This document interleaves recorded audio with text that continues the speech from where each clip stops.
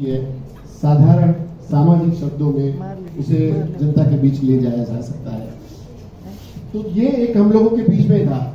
Electronic media वाला कभी कुछ लिख सकता है। बहुत सारे लोगों ने कहा कि लिखिए, तो हमारे साथ सहारा वगैरह में थे, तो उसका एक प्रोटोकॉल था कि वहां पहले लिखिए, आप अपना आर्टिकल वहां भेजिए, वो अप्रूव करेंगे, तब दूसरे किसी अखबार में आएगा। अजीब सरकारी तंत्र था। अनिल जी ने कहा कि आप लिखिए। मैं आया, अनिल जी से मेरी भेंट हुई। मैंने कहा भैया मैं तो कभी यार मैं लिखने वाला नहीं, मैं तो बोल वचन वाला पत्रकार हूँ, मैंने लिखिए तो। और जब लिखना शुरू किया 15-16 में उन्होंने लिखवाना शुरू किया, तो उन्होंने कुछ चीजें मुझे बताई, कुछ अधूरी, अभी हम लोगों का मिशन अधूरा है, तो वो उस काम में लगे। और फिर उन्होंने एक में ही अपने अखबार में 2 दिन के कॉलम मुझे दिए। एक मेरी रुचि का ये है और एक दूसरा उन्होंने दिया।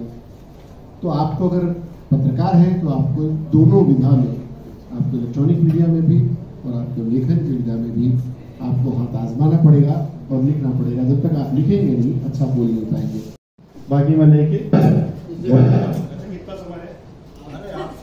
नहीं परमिशन ले ली जाए।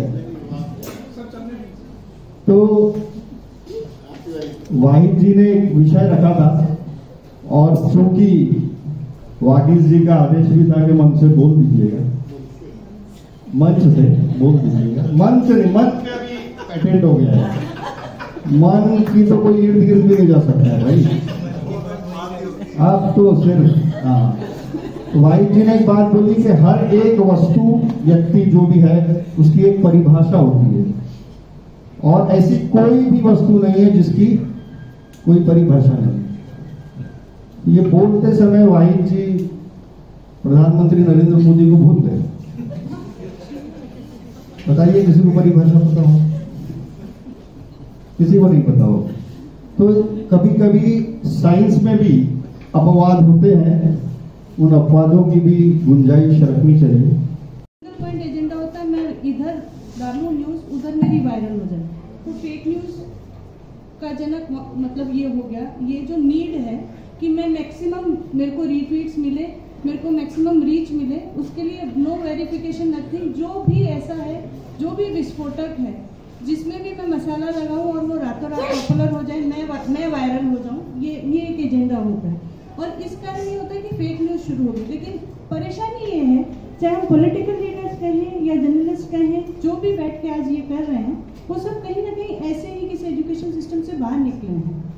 और प्रॉब्लम सोशल मीडिया की सिर्फ इतनी हुई कि जब आप बोल रहे होते हो या लिख रहे होते हो तो आप थोड़ी एक गरिमा में रहते हो, लेकिन जब सोशल मीडिया पे होते हो, आप खुद देखिए व्हाट्सएप पे आपका जो कॉन्वर्सेशन होता है उसमें लिमिट्स फट से क्रॉस होती है, क्योंकि वहाँ पे आप दिख नहीं रहे होते हो, आमने सामने नहीं बैठे हो। तो लिखते वक्त आदमी सोचता नहीं है कि इसका प्रभाव कहाँ कहाँ आने वाला है।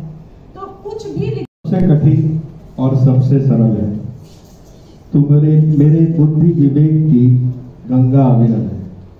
मुझे सुनाने नहीं आता है, मैं अपना ऐसे ही पाठ कर लूंगा। मेरे लिए मैं जैसा लेख लिखता हूँ वैसी कविता लिखता हूँ।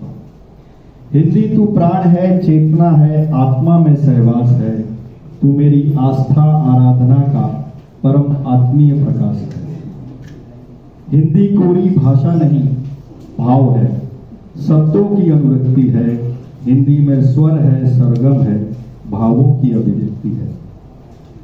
हिंदी तुच्छ नहीं श्रेष्ठ है, मानवता का अभिमान है, तुझ में तत्व है, अपनत्व है, आर्यावर्त ही विद्यमान है। हिंदी दीपक है, ज्वाला है, सूर्य सी जाज्वल्यमान है, तू सहजता, दिव्यता और सहिष्णुता का स्वाभिमान है। हिंदी तू अजर है, अमर है, भारत मंडल का सोपान है, तुझ में संयम है, सभ्यता है, संस्कृति विद्यमान है। हिंदी तू ओम है, सनातन है, ब्रह्मांड का विकास है, तेरा नगरों में गलियों तक, देहातों में निवास है।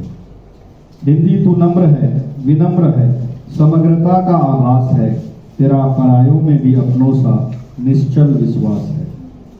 हिंदी तू वृंदा है, कुंदन है, सर्ववर्ग का चंदन है, तेरी भाषाई विशेषता का विश्व में अभिनंदन है। और हिंदी क्या है?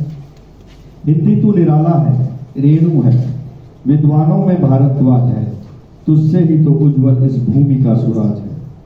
हिंदी महादेवी है, पंत है, साहित्यकारों में बाहुबली है, तुझसे प्रेमचंद, नागार्जुन और अटल की कलम चली है।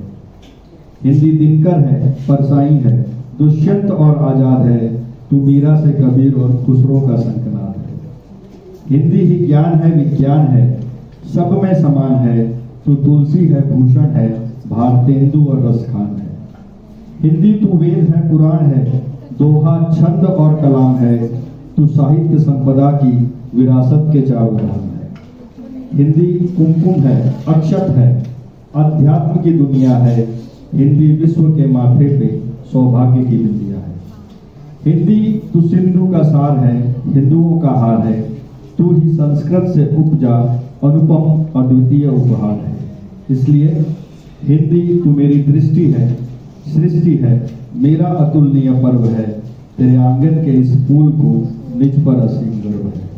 और हिंदी तू मेरे मनु मस्तिष्क की अंग प्रत्यंग की श्वास है, तू ही तो ममता है, आंचल है, माँ का आभास है, तू ही तो ममता है। नेता को कुर्सी मिले वो छोड़ दे, ऐसा हो नहीं सकता। आज जो कुछ मिला है संयोग से मिला है। वैसे इस शहर में बहुत सारे अध्यक्ष इससे पहले हुए हैं। नौटियाल जी एक हुआ करते थे जो अध्यक्ष ही थे, जिस कार्यक्रम में जाए वहां अध्यक्षता ही उनका कर्तव्य है। राम मनोहर त्रिपाठी जी थे, वो भी अध्यक्ष ही थे। तो इस शहर को बारी बारी से कोई अध्यक्ष मिलता रहा है। अब आप यकीन कीजिए आपको एक नया अध्यक्ष आज यहाँ मिल गया। फेक न्यूज को लेकर, सोशल मीडिया को लेकर काफी कुछ उन पर है।